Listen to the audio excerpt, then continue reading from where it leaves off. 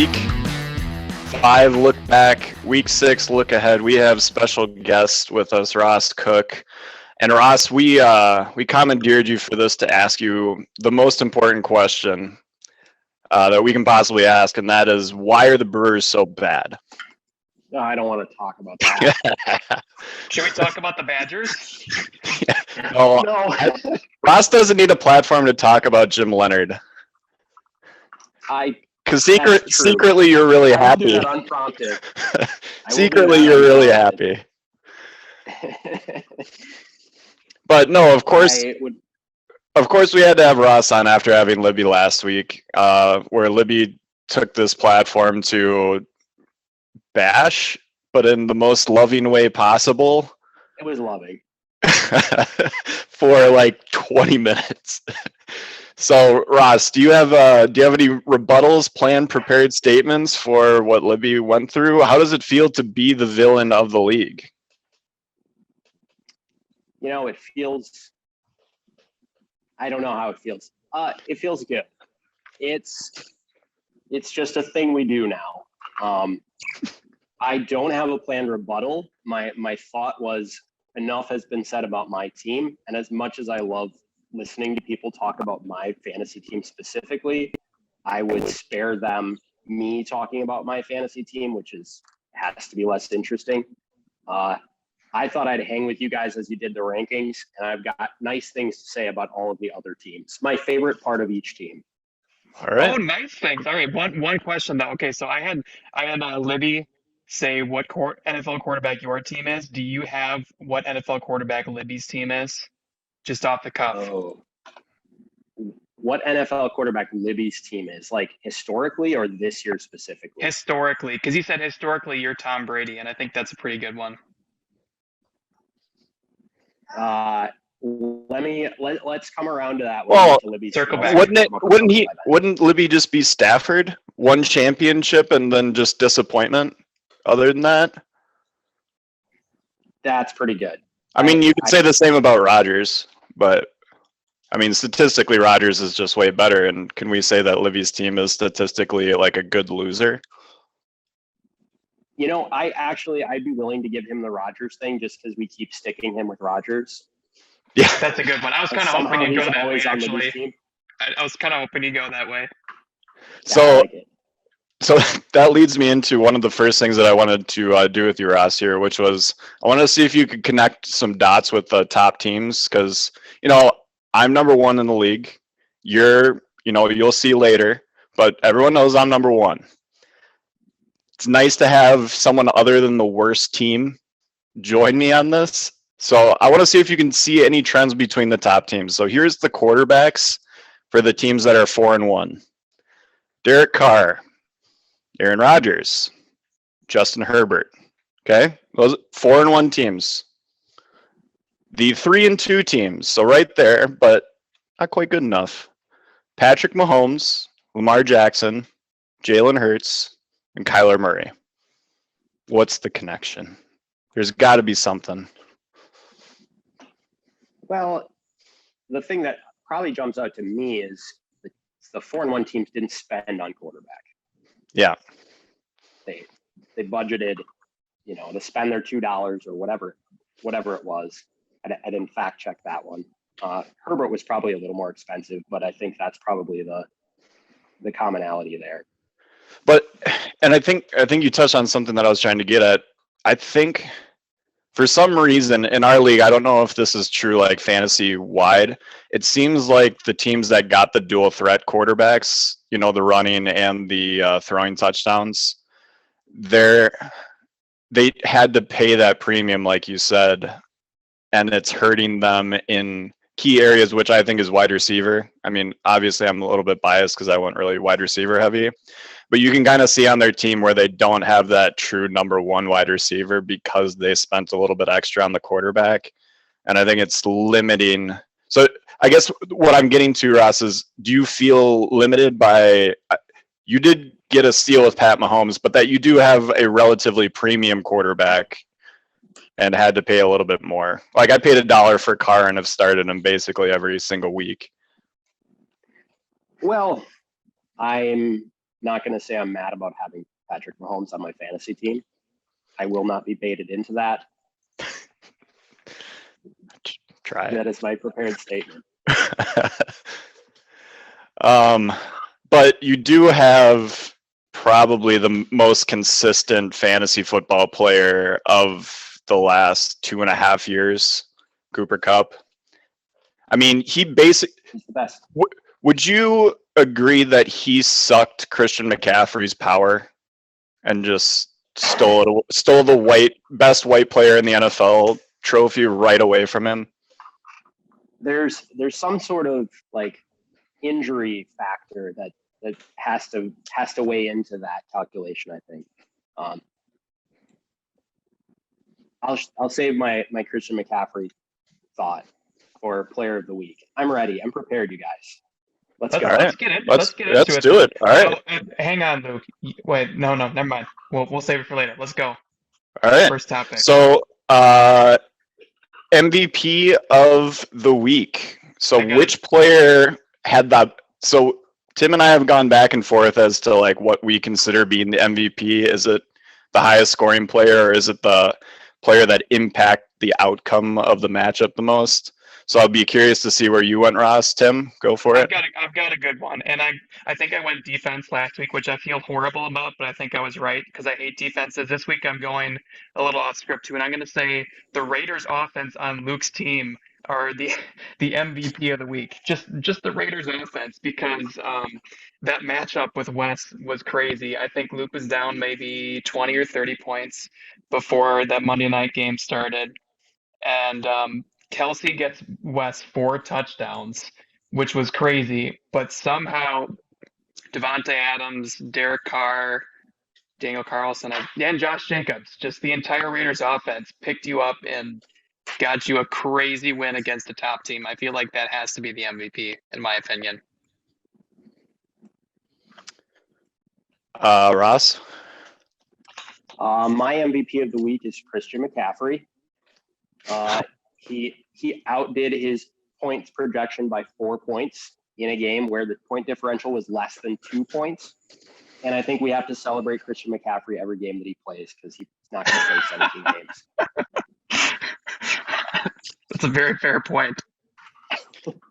So I went a completely opposite direction. I guess I went more for the joke, but I have a tie for my MVP between Josh Allen and Breece Hall, which are the highest scoring players for the 0-3 teams that, or 0-4 teams that finally got their first win. I see what you did there. So, I mean, MVPs to get off the schneid. Justin Tucker. And Justin Tucker is an honorable mention with 16 Yeah. points, keeping Matthew getting Matthew that win. Yeah. I was happy that we both got our wins in the same week. I feel like I'm in this with Matthew together at the bottom of the league. So anytime that we both have success, it's a good thing. So Ross, I told Tim this yesterday. I offered Kranz for Josh Allen, Josh Jacobs, or is that right? Is that what his name is? I can't even remember. Okay, so it was, Josh Jacobs, AJ Dillon, and Derek Carr for Josh Allen. I think it's just like, why? What? When you're Matthew down there, like, you got Josh Allen, just ride with it. I would give him. I will take Josh Allen on my team for that trade and give him 5% equity in my future championship. At the end of the year, if I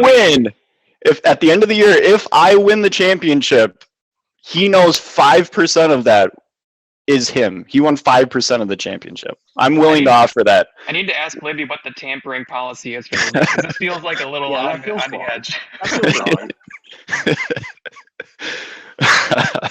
Well, all right. Well, I think the consent, because I told the West to trade too last night. I think the consensus was that Kranz was probably right with turning that down. So we'll live another day. Waiver wire. So Ross, you are a decent frequenter of the waiver wire. I think Sam just passed me for the most. Are you usually pretty low or pretty high on transactions? I'm usually in the middle, but my transactions are stupid, and it's why I never win.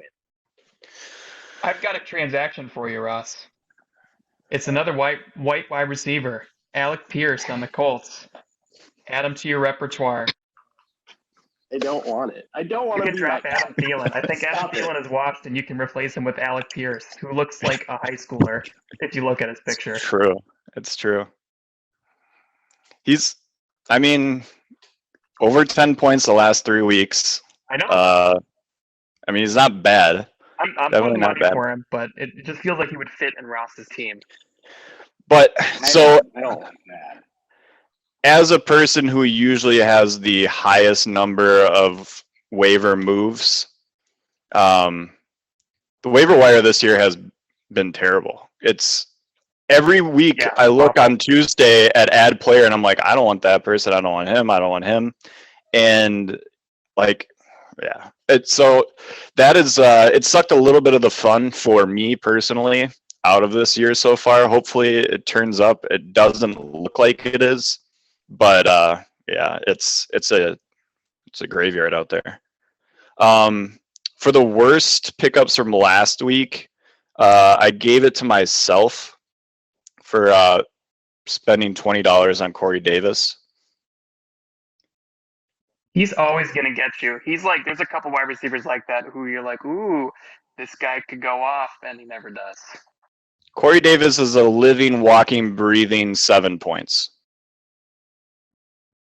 I may be misremembering this, but I think he played against the Badgers in a bowl game, and I've always had this attachment of just like, oh, he's really good, and I've been there. I played that game.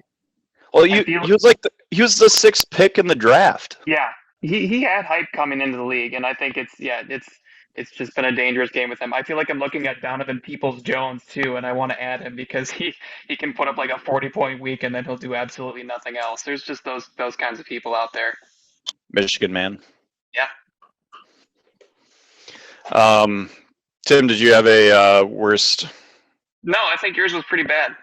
Yeah, that's pretty bad. Did you have I think there's one. So the reason why is we have this section here with going through the worst and best waiver wire pickups, but none of them are really that good. And what tends to happen is my best pickup was Geno Smith, and he was not started by Drew. But now he has Geno Smith, so I can't say it's bad. Something. But he just missed out on, a 25-point performance. But you're right. Like, other than that, there's nothing to, like, I feel like I can give people advice or grade because it's all just a crapshoot at this point. Because, Ross, you had a situation with, did you pick up Jeff Wilson Jr. or did you draft him for like $1? No, I drafted him as a handcuff. Yeah. Because you had Elijah Mitchell. Yeah. Yeah. Oh, also you're playing another little fun game called the Rex Burkhead game. Look, okay. Did I have to spend as much as I did on him? No. Is he worth $8? No. But I panicked. Week 1, Damian Pierce didn't get any carries, and I panicked, and I was like, I need this guy just in case. And he's been Rex Burkhead. Yeah. But there hasn't been anyone significantly better than him sitting on the waiver wire at running back. So. Yeah, and it's been weird with the running back injuries because I believe for the most part everyone has had the handcuff on their bench. So like I had Naheem Hines for John Taylor. Now I'm just going to be one of those guys that makes a point and has one thing to back it up. Well, I can back you up. I have Alex Madison and Mark Ingram on my bench, and I've had to use neither of them. Dude, Madison looks like one of the 5 best running backs in the league whenever he plays. Vikings need to trade him already, or trade Dalvin Cook or something. Get him on a team where he can play. Tony Pollard is like the second best running back in the league, and he just doesn't start. Another example of that is Matthew has Kenneth Walker sitting on his bench, who would have been the big waiver wire pickup of the week. Yeah. Yeah. Trending. Oh, is this where we do trending up or trending down, or do we do matchup of the we look week at first? matchup Matchup of of the the week week. first. Matchup And of the week. I'm gonna highlight Libby versus Stefan as the matchup of the week. Just because Libby's in the upper echelon of the league now. And he beat Lucas last week, which I think anytime you beat Lucas always plays a good game against you. And Libby's team is looking really good, but also Stefan's team has been the sneaky good team all year too. And I think their projections are real even at 115. So I like that one to watch. Ross, did you have a matchup of the week you're looking at? No, I like Tim's though. I think that's a fun matchup of the week. We got if Tua plays, we've got that. Stefan traded him to Libby, so that's a little extra piece of that. Oh yeah, Yeah. there you go. Yeah, I concur with all of that. It's a lot of last week. I mean, last week was a great week for matchups because we had the two games with one loss teams, or the no loss teams, right? Yeah, But we had the something top like four team. We had the top four teams basically face each other. I will say that an intriguing matchup is me versus you because your bench is looking like an NSYNC song. Bye. You got Wow. the Raiders are on bye. 4 buys. 4 buys.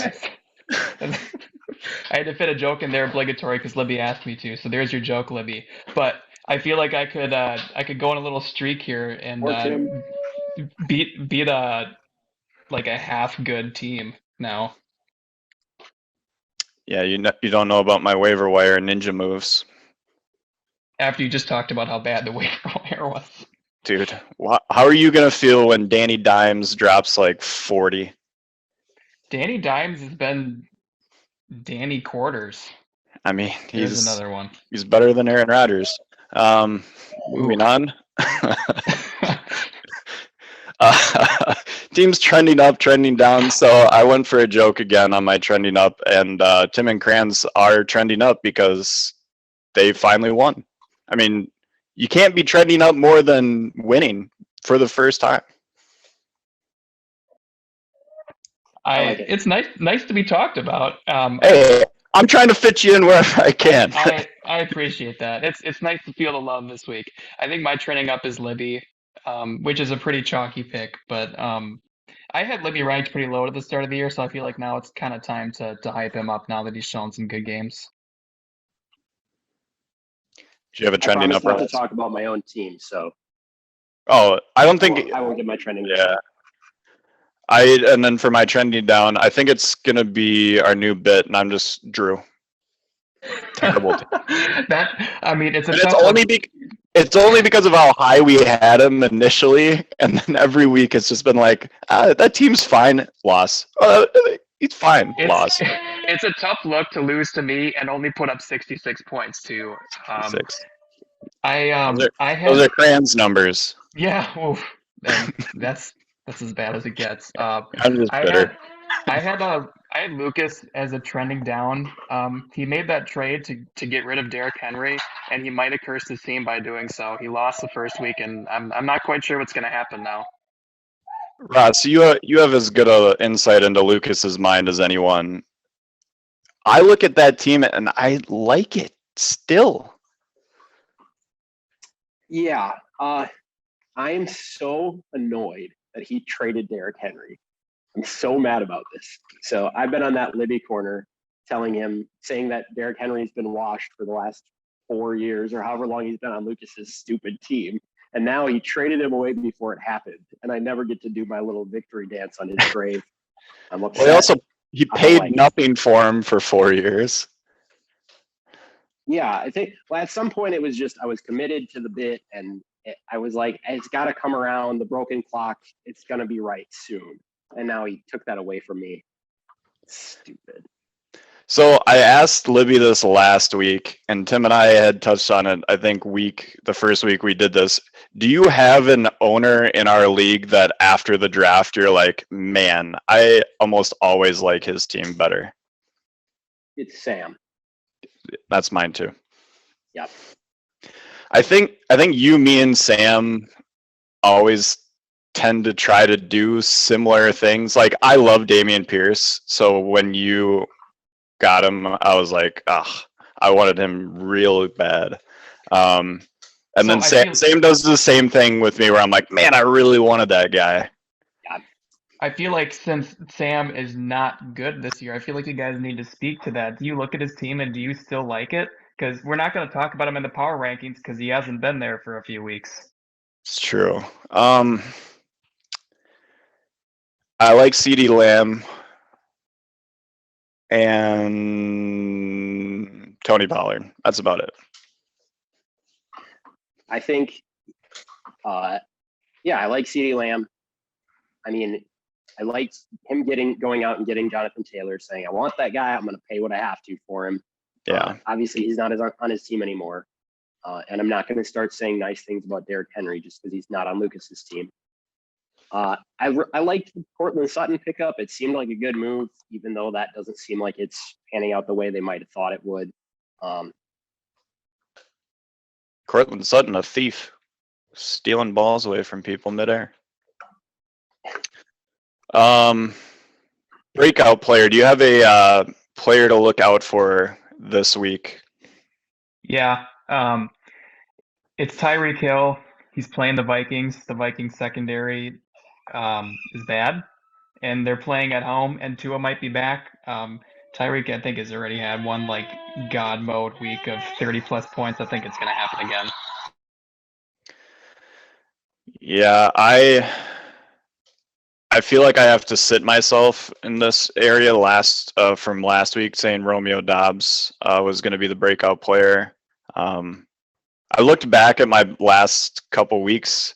I've been pretty solid. Last week was really bad. That was really bad. So I'll say, in honor of our guest, Patrick Mahomes, I hear he's good. So play him. That's a start recommendation for you. All I have right. a breakout. I didn't pick a breakout player. No, that's fine. It's basically like Tim and I just take a shot in the dark at whoever is playing our team, or if our team is playing a bad team. We've been wrong a lot because I think I gave you the. They're all I just gave you the- Packer and Viking I players. gave you the. I always pick against the Vikings. That's like a thing that I do. But I picked Naheem Hines for you last week, who you I like it. started, and he got a terrible point total. And I wish it would have made you got lose, but it didn't. concussed in like the first 5 minutes of the game. The point is, we're wrong about that a lot. A lot, yeah. And this has been the first year that I've noticed in my NFL watching that I only watched the Packer game. Like, I watched last night, the Monday night game, just because it was really fun with the fantasy stuff going on. But like, I don't watch Sunday night. I don't flip back and forth between other games during Packer commercials and stuff like that. I don't even have like Red Zone on in the back. I don't know, Ross, if you feel like you're kind of there too, but for baseball, I only watch Cubs games. For football, I only watch Packer games. I'm in a pretty similar place in life. And then I college had a great football, I year only watching watch the Reds Michigan. last year. Yeah. College football is the big one for me. I just don't watch college football anymore. And I could tell you 3 players on Michigan. I watch them every week. I still don't know anybody on that team. So you can take that fan card away from me. Are we ready for power rankings? We are ready. Brought to you again by WeUndies. They did want to reach out to me after the ad read last week and emphasize that the underwear does get washed before it is sent out to other people. WeUndies, the loaning underwear service, subscription service, sweeping the nation. Bringing you Boxers the and power briefs. ranking. Boxers Wow. and briefs. Well, I mean, females included. That's what I've heard. So there's that. WeUndies. He's the guy without a wife that uses the word females. I've been working very hard at not saying chicks and or girls to It's a sign of growth. speak of women. All right. I'm recognizing the growth. I should probably go to like social norms lessons. I have a very fun name for my dog who is a female, and it's not something that I yell all the time, but moments. But it is grammatically correct to call her that. Top 8 power rankings, starting with 8. Oh, you have your own power rankings, Ross. I don't Is have that power correct? rankings. I'm just here to say nice things about You can everybody's team. you Okay. can say the nice things of the teams when we list them. So Can we start with the teams that aren't on your list? Oh, Yes. okay. Go ahead. Who's not on your list?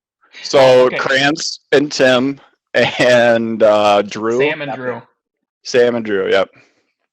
Okay, so here's my nice things about those teams. Matthew, he's got Josh Allen. Love it. It's got to be super fun to have Josh Allen on your team. And I love the future for Matthew. He's got he's got all of the rookies. We've talked about it, and they're these great keeper targets. And like he's gonna be able to grab 2 of them and have a really, really good pair of keepers coming into next year. And I think DeAndre Swift injury, like without that, I think he probably might have some stronger outcomes. That's just bad luck. So love the future for Matthew's team. Tim's team. Tim, my favorite part about your team is that Mark Ingram is on your team. I love it so much. That's the best thing. Who's older, Mark Ingram or Rex Burkhead? Mark Ingram, 100%. I'm looking. You continue. I'm looking that up. I thought you were going to say Mark Ingram or me, and then I was going to have to pause. Let's see, Sam, not on your rankings. We already kind of touched on it. He's my draft day winner. I'll always love Sam's team coming out of the draft. He said to me during the draft, like he was looking at my team and he didn't want any of the players on it. And then I looked at his team and I was like, oh, that he picked the team I wanted. So he's my draft crush. What was the last one, Drew? Drew. I love that Drew's team abbreviation is Dave, or talks like a gentleman. I was looking at somebody. I was looking at a player, and he was on a team called Dave, and I was so annoyed because I was like, "Who is this? We don't have a Dave."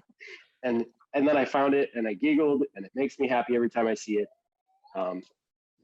That's my favorite part about Drew's team. Also, he's my nickname for him is kind of like the second sons. Like every fantasy player on his team is like the second or third best fantasy player on their team. Like he just doesn't have a lot of like blue chips. So I did look it up. Ross, how old do you think Mark Ingram is? 34. He is 32. Oh, Rex Burkhead is also 32. So is Mark Ingram older than me, or am I older? I'll look into that. They're both older than me. Mark Ingram is older than me. That makes me happy. I love that he's on your team, Tim. I will love this forever. Never drop him. Oh no, well we'll see what happens when waivers come around. All right. Number 8. Number 8 is Tom. Say things about Tom or his team. Me first. Go ahead. My favorite thing about Tom's team: high ceiling, low floor. Low floor doesn't matter when you're the defending champ. He's got lots of guys that like might go out and just get 1,000,000 points. I predict that he's going to be the high scorer at least one of these weeks coming up. He's got that Burrow Chase connection. He's got a Patriots running back. He's got Alvin Kamara every other week. Romeo Dobbs, Michael Thomas sometimes when he plays. Taysom Hill might be a cheat code. I feel like that's when I became the league villain, when I picked him up and he was playing quarterback. And Tom just has him quietly on his bench. He's got a really high ceiling team that if they all click at the same time is going to beat anybody. It's the only time I've openly complained to the commissioner. And it was only because you were playing me, or else I wouldn't have cared. I just did it to be a dick. I love anytime somebody in the league has to deal with the Patriots running back problem, and it's not me. So Tom, have fun with Ramondre Stevenson, because it paid off last week. Is it going to pay off weeks later? Who knows? Number 7 is Lucas's team. So Ross, I guess that he doesn't have Derrick Henry anymore. I thought about that, but like I said, I'm mad about this. He took that away from me, and I'm upset. I love that he's 3-2. He's right in the mix, and he's got Jonathan Taylor and Keenan Allen coming off IR, probably in the next week or two. That's a scary team. All right, number 6, Seth's team, who is 4-1, but we have a grudge against Seth's team, so we ranked him down here at 6. Well, he's just hard to rank. I mean, he's put up like 2 bad performances and 4 really good ones, so it's hard to figure out where to put him. But I think we've got him in a good spot here. I love that Seth's team is this true test of stars and scrubs. They always talk about that coming into these auction drafts. Go stars and scrubs. Get the guys you want. Well, he's got the true test of it. He's got one more potential star coming off his bench soon with the Hopkins suspension ending. And Jamal Williams might be the best $1 pick of the draft. Yeah. I mean, even when he left the Packers, I'm like, that guy's good. Like, he just is. He got the benefit of being behind Swift, who's kind of fragile. But, I mean, it's like him and Tony Pollard as, like, must add, should have probably gone for more money as the handcuff guys. Number 5, another fascinating team is Stefan. I think what's Stefan?